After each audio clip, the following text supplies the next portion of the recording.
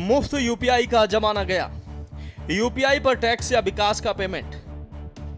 क्या अब जेब से ढीला होगा कैश? डिजिटल डाका या बैंकिंग सिस्टम को सहारा। कैशलेस इंडिया का बढ़ा खर्चा। डिजिटल क्रांति पर चार्ज की मार।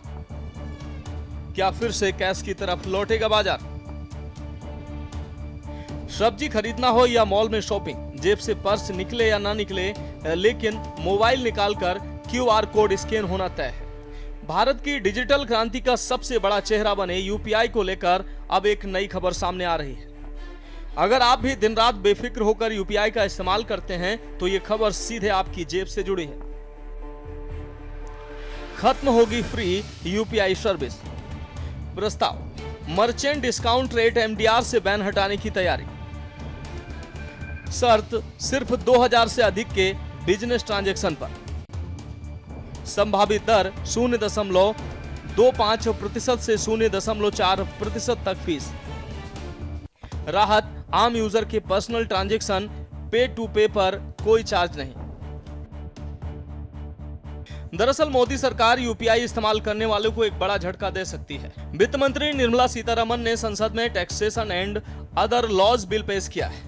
इस बिल में बैंकों और पेमेंट सर्विस प्रोवाइडर्स पर इलेक्ट्रॉनिक पेमेंट मोड्स पर एमडीआर लगने पर जो बैन था उसे हटाने का प्रस्ताव रखा गया है।